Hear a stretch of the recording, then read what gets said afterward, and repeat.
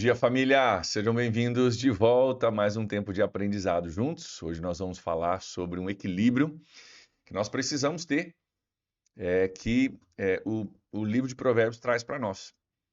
Um equilíbrio que tem seus perigos, tanto pelo excesso quanto pela falta. A gente tem dois, né? Pensa numa estrada, né? Com precipícios dos dois lados. Você pode passar do ponto, cair no precipício, você pode ficar aquém e também cair em outro precipício. O primeiro nós já falamos lá atrás, no comecinho do nosso estudo de Provérbios. O segundo nós vamos olhar hoje, em Provérbios 23, nós vamos olhar o versículo 4 e o 5, que eles estão conectados. Na verdade, 1 e 2 também estão conectados, mas a gente vai olhar o 4 e 5 juntos, porque o assunto é o mesmo e vamos entender o quanto Provérbios tem a falar com a gente 3.000 anos depois, né? As tendências humanas continuam as mesmas. Os tempos passaram, a localização geográfica de onde Salomão está escrevendo isso é diferente da minha e da tua, mas os princípios bíblicos permanecem e as tendências humanas também permanecem. Por isso a gente precisa aprender juntos hoje com aquilo que o sábio Salomão tem para nos dizer. Olha o que ele diz no capítulo 23, versículos 4 e 5. Ele diz assim: não esgote suas forças tentando ficar rico. Tenha bom senso. Então já dá para a gente conectar aqui. Esgotar suas forças tentando ficar rico né? Não tem bom senso. Né? É falta de senso, falta de sabedoria. Você esgotar as suas forças tentando ficar rico. Gente, só aqui, tá? Não li o 5 ainda. Só aqui.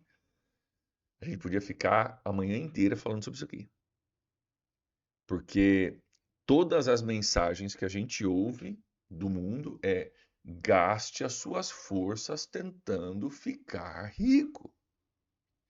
E o que nós vamos ver aqui não é uma condenação à riqueza, mas há um chamado da sabedoria para um equilíbrio que muitas vezes a gente não tem. O mundo em que a gente vive não vai pregar esse equilíbrio.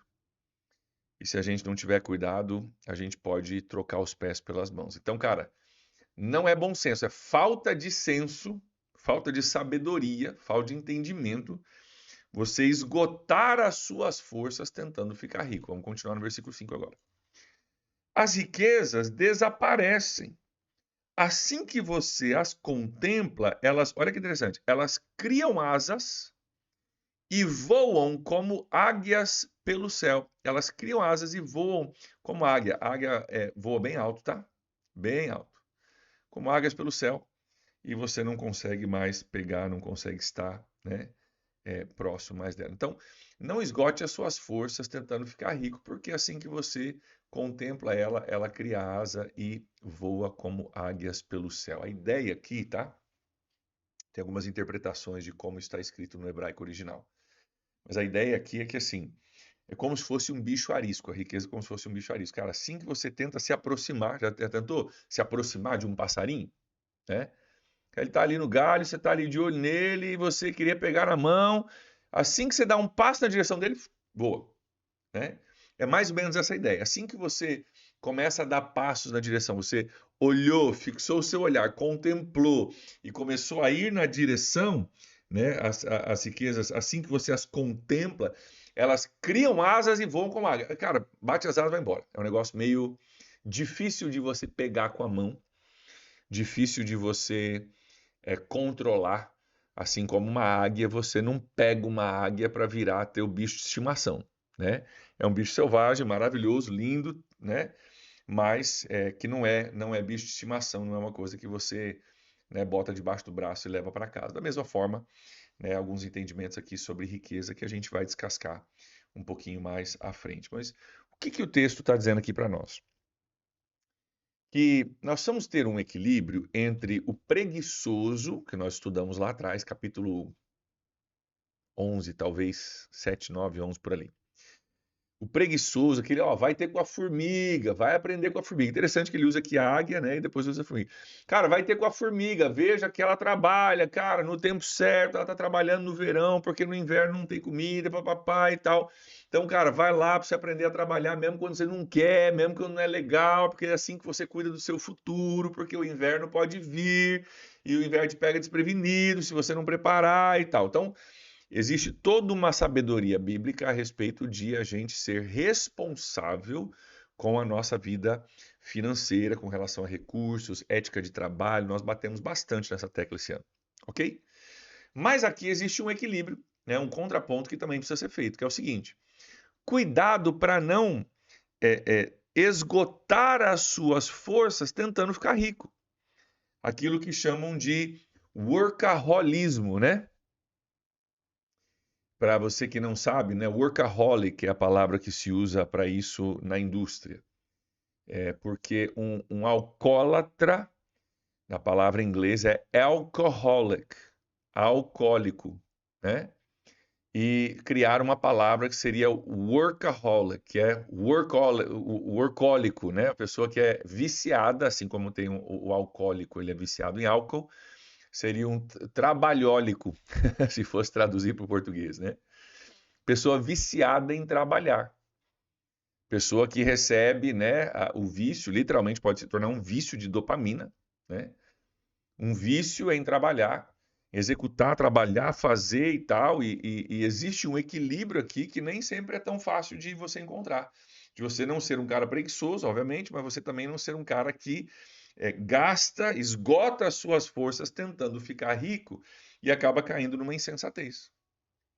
Então, devemos ter uma ética de trabalho excelente, um entendimento de responsabilidade pessoal excelente, mas sabendo equilibrar as coisas, né? Sabendo equilibrar as coisas. Muitos médicos, muitos nutricionistas, né, nos ensinam aí que um dos segredos de uma boa saúde, uma boa alimentação, tem a ver com equilíbrio. Não é nem que não pode nunca comer tal coisa lá que você gosta de comer, mas, cara, tem a ver com equilíbrio, né? Vamos equilibrar isso para que a gente possa viver uma vida saudável. Então, da mesma forma, eu preciso equilibrar a minha relação com o trabalho para que eu não me torne um viciado em trabalho que está sempre correndo atrás do dinheiro, só que gastando, esgotando as suas forças, tentando ficar rico. Interessante que diz tentando, porque pode ser que fique, pode ser que não fique. E como que pode ser insensatez eu gastar as minhas forças tentando ficar rico? Porque vamos lembrar do que a gente tem aprendido ao longo de todo esse ano. Se eu trabalhar muito, muitas horas e obter muito dinheiro, mas eu não tiver sabedoria, eu gasto esse dinheiro da noite para o dia. Torro tudo. Falei sobre isso no Marketplace, né? O cara que abre uma empresa, fez uma venda boa, ficou felizão, comprou uma BMW, zero. Zero.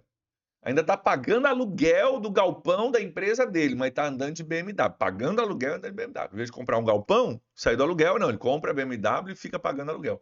Então, o cara até ganhou muito dinheiro, mas não tem sabedoria para lidar com o dinheiro. Portanto, não consegue prosperar na vida. Então, se você gastar todas as suas energias correndo atrás, toda a sua força tentando ficar rico e não correr atrás da sabedoria, isso não é bom senso.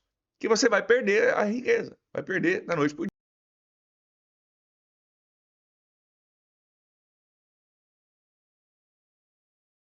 Que ganham muito dinheiro, não têm a sabedoria para geri-lo e, estatisticamente, mais de 90%, 10 anos depois, mais de 90% dos ganhadores da loteria, 10 anos depois, estão em dívida. Dívida, ok? Então, por quê? Porque tem o dinheiro, mas não tem a sabedoria. Então, diz, cara, isso não é bom senso. Outro motivo para a gente não gastar as nossas forças tentando ficar rico é que a gente precisa ter um entendimento mais robusto e mais profundo sobre o que é riqueza.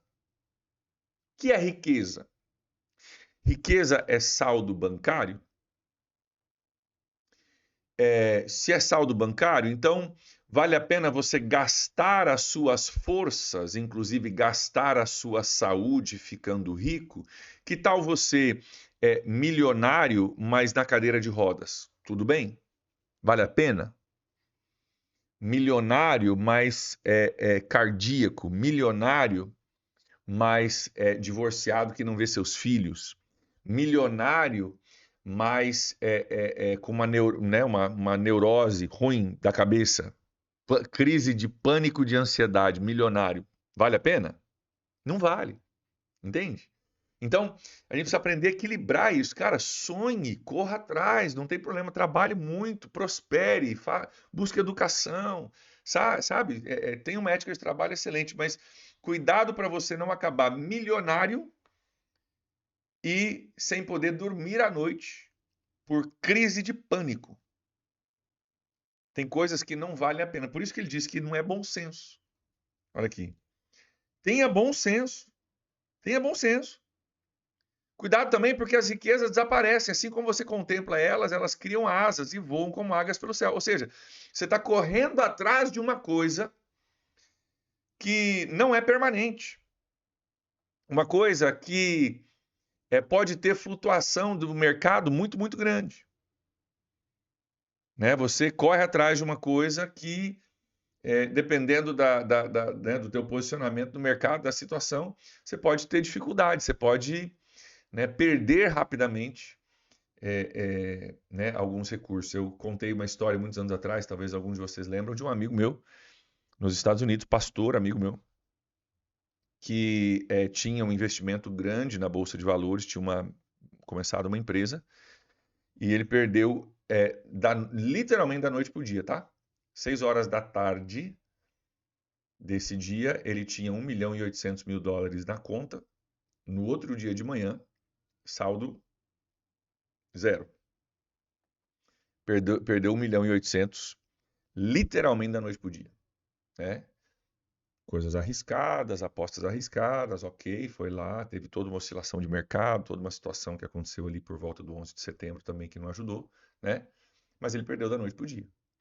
Então, nós precisamos entender o seguinte: se eu vou gastar toda a minha vida correndo atrás disso, vou gastar minha saúde, vou gastar minha família, vou gastar meu casamento, vou gastar meus filhos. Primeiro que eu corro o risco de chegar lá, mas chegar lá sem saúde, sem família, sem casamento, sem filho, né? Segundo, corro o risco de chegar lá e por alguma falta de sabedoria, por alguma mudança no mercado, por alguma situação que eu não pude prever, perder tudo. Perder tudo. Né?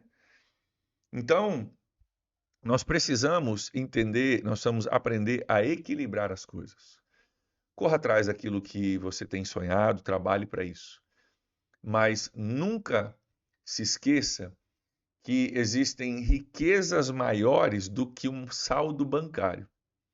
Cara, tem coisa mais rica do que você, eu vou dar um exemplo pessoal meu, do que você está celebrando ano que vem, 25 anos de casado, passando a sua vida ao lado da tua melhor amiga, sabe?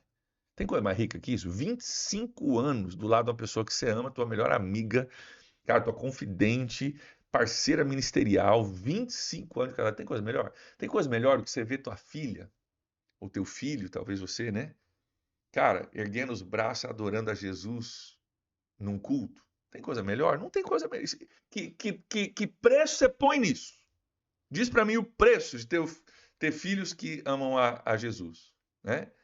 Não é mérito meu, é graça de Deus. Graça de Deus isso.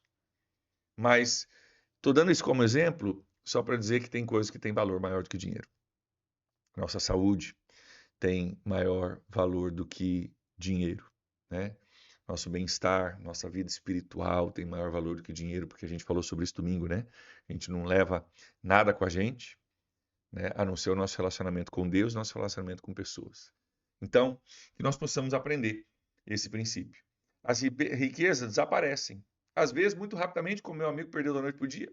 Às vezes desaparece no sentido que você pode até viver uma vida rica, mas quando você terminar a sua vida aqui, você não leva nada contigo. Né? E muito provavelmente aqueles que vão herdar aquilo que você trabalhou tanto para conseguir não vão tratar com o mesmo cuidado, o mesmo apreço que você tratava. Né? Então pode não desaparecer para você, mas pode desaparecer para eles. O que a gente precisa entender? Eu preciso focar naquilo que de fato é riqueza. E o dinheiro em si deve ser a cereja em cima do bolo. de um trabalho bem feito, mas de uma pessoa que sabe viver uma vida equilibrada, com casamento, com filhos, com ministério, com igreja, com tempo de família, cuidando da sua saúde, né? E o dinheiro sendo uma cereja em cima do bolo nesse sentido. Então, que a gente possa aprender a equilibrar isso. A gente possa ouvir essa voz da sabedoria clamando para nós, né, no meio de tanto barulho, de tanta coisa nos empurrando para ganhar dinheiro a todo custo, que a nossa atitude seja equilibrada e parta desse entendimento, dessa sabedoria que a Bíblia compartilha com a gente hoje. Vamos orar que Deus nos ajude nesse sentido? Pai, eu oro para que o Senhor nos ajude, Deus, a termos equilíbrio. Tantas coisas na vida são ajudadas, melhoradas e aperfeiçoadas através do equilíbrio.